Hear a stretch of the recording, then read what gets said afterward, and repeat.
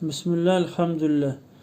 Азыркы күндө бизге кайрылуулар келип жатат. Адамдардан камсыздандыруу боюнча. Мектептерде, айыл өкмөттөрдө, башка жерде иштегендерге жетекчилери, директорлор да үйүңдү камсыздандыр, үйүң жок болсо апаңдыкын, кайнатаңдыкын, кошунаңдыкын бир үй алып кел да камсыздандыр деп талап кылып жатышыптыр, коркутуп, мажбурлапчы, ар нерселер айтып, кысымдарды кылышып. Негизи камсыздандыруу боюнча айта турган болсок, бул эми мисалы үчүн бир канча сом, 600 сомбу, 1000 сомбу, 2000 сом төлөйсүң, анан үйүң камсыздандыруу боюнча келишим түзөт, анан үйүң өрттөнүп кетсе, биринси болуп кетсе, кийин мамлекет сага бир үйүңдүн баасын төлөп берет да, бир бөлүгүнбү, толугунбу, мисалы үчүн 500 миңди төлөп береби, миллион төлөп береби, ошондой убада берет да. Эми ошол нерсени аткарып аткарбайбы деген маселе бар да. Мисалы үчүн үйүң өрттөнүп кетти дейли. Мен жеке пикирим, ишенимим боюнча аткарышпайт. Аткаруудан качышат. Кантип эле сен 600 сом алып туруп, сага 500 миң сом же миллион сом төлөсүң. Мен буга ишенбейм. Келишим ушундай түзүшөт, мисалы үчүн сен бүт жана электр жарык бүт баарын зымдарың бүт баары ойдогудай болуш керек депчи, сен ütүң суруп кеткен экен, сурубай кеткен экенсиң, сен тогуң жакшы зымдардан кылган эмес экен, тогуң эскирип кеткен экен, да бир сырттоолор айтып туруп төлөбөшкө аракет кылышат.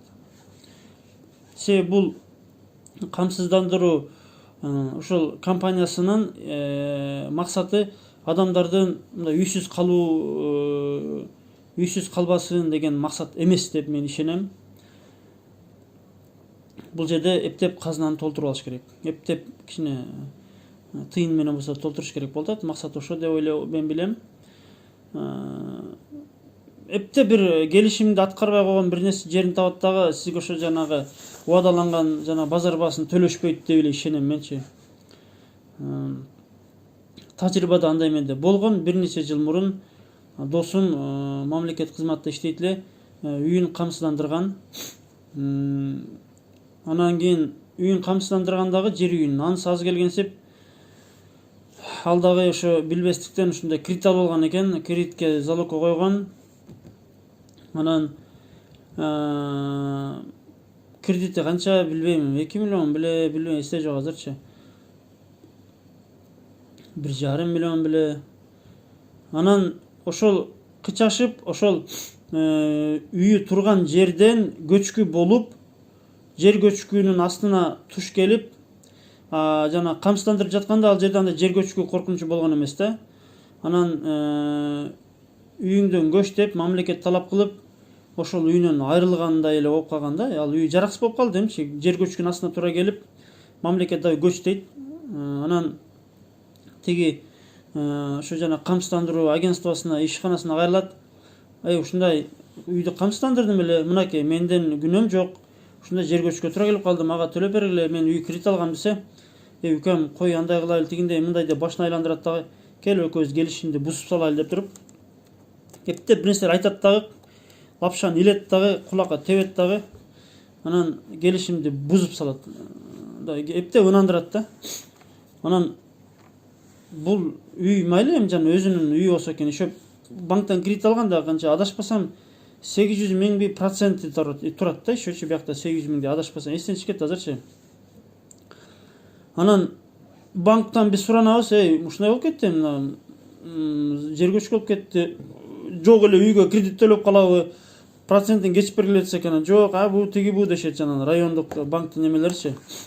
Анан биз короче келиштирип туруп кат жазабыз, иншалла, немеге, банктардын төрагасына, Бишкекке. Ушундай навстречу баргыла, процент толук эле кечип бергиле, ушундай болуп кетти, үйсүз калып кетти булчу. Эми жок, асманга эле процент төлөгөнү калып жатат да, эмчи 700 миң, 800 миң процент адашпасам. Эми бул ынсаптуулук дейбизби, адамгерчилик, гуманизм дейбизби билбейм, бирок ошол банк бир адашпасам 500 миңби процентин кечип берген, 300 миңби, 400 миң эсте жок азыр. Процентин кечип берди да, калган процентин төлөдү, толук процентин кечиккен эмес. Бул жерден эмнеге күбөбүз, мынакей. Банктар булар капиталисттер. Көчөдө каласыңбы, эмне кыласың, алар балаларга баары өлүп каласыңбы, банктарга баары бир. Мен банкта иштеген эмесмин, мен билем банктын психологиясын, политикасын. Сен аларга просто мындай киреше булагысың болду. Сен бала чакаң кызыктырбайт банкты. Бир да банкты кызыктырбайт. Бул биринчи жыйынтык. Экинчи жыйынтык мынакей кредитке аралаштыңбы, мынакей Алла Тааланын балеси келет ушундай. Бул экинчи, үчүнчү жыйынтык мынакей. Бул жана камсыздандыруу компаниясы бул элди ойлоо деп мен эсептебеймин. Тажрыйбада көрдүм. И жакында келечекте тажрыйбада көрөбүз. Бирөөнүн үйү күйүп кетсе, бир нерсе болсо, сен өзүң мындай кылбаган экенсиң, сен өзүң этият болбогон экенсиң, үйүң эскирип кеткен экен, зымдарың алмаштырбаган экенсиң, карабайт белең, мындай кылбайт белең деп ошо 600 сом үчүн, 1000 сом үчүн 600 миң, миллион сомбу, канча 200 миң сомбу төлөбөйт деп ойлойм. Эмне үчүн төлөбөйт? Себеби казына анчалык бай эмес. Бул бир. Экинчиден, ошонун үйсүз калбасын деген ойдо ошону кылышкан эмес деп мен күмөн кылам. Адашсам Аллах мени кечирсин. Биз юристтер эмне үчүн көбүнчө жаман нерселер айта беребиз? Биз себеби жалаң талаш тартыштын үстүндө болобуз. Жалаң талаш тартыш, алдамай, бири-биринин акчасын бербей коймой, ушундай да, мамлекет тарабынан алдамай, мамлекет кызматкерлери же адамдар ушундай, только ушундай алдамай, салдамай. Ошон үчүн биз юристтер көбүнчө сразу жаман жагын ойлойбуз. Алдап койсочу, ажырашып кетсеңчи, өлүп калсаңчы, келбей кайсочу, өлүп кетсечи, качып кетсечи, таппай калсаңчы депчи. Биз жаман жагын дайым неме кылабыз. Жаман жагын неге? Жаман жагына даярданабыз да. Ошондой.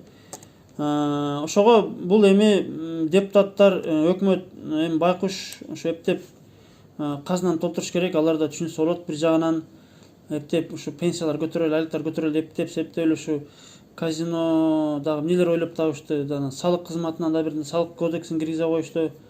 Да штрафтар көбөйтө коюшту. Эми ушу камсыздандыруу менен мугалимдерди кыйнап атышат. Эми суммасы көп деле эмес экен, 600 сомбу, канча 1000 сомбу. Көп деле эмес экен, бирок бул жерде маселе адам укуктарын мажбурлаган туура эмес да, камсыздандыруу.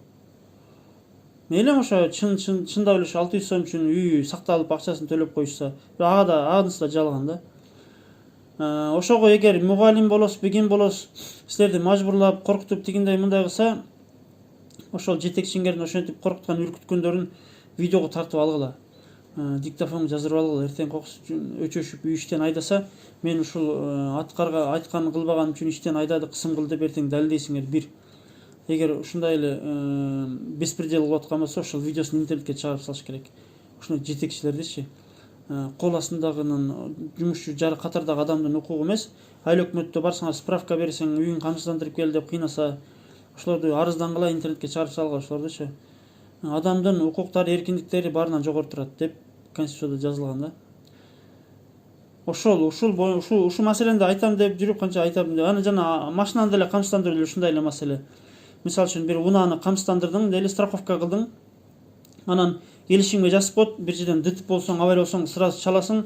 Авария болгон жерден алыс кетпейсиң деп коет да. Анан антенна жок жерде болуп калсаң, жоксо сени скорый алып кетип калса, убагында чала албай, кабар бербей калсаң, машинаң тияк бияка жылып кетет. Анан камсыздандыруу фирмасы айтат, эмне дейт, сен келишим буздуң, аткарбадың дейт.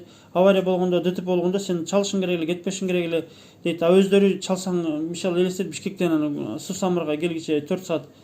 4 саатта сен күтүп отурмак менен кетип каласың да. Кетип калдың, машинаң жылып кетти, андай машинаң лысый, баллону лысый болчу экен деп. Ошолор деле ошо жана мошенниктер да, ошо жанагы машинаны камсыздандыруу деле куду ошондой эле неме көрүнүш болот да. Ошого камсыздандырууну мен жеке өзүм колдобоймун. Буну мен туура көрбөйм өзүм жеке көз карашым боюнча. Анан ким өзү камсыздандыргысы келбесе, ал укугун талашсын, арыздансын керек болсочу. Жок, мен жумуштан кетип корком десе, анда өзү билет андачы.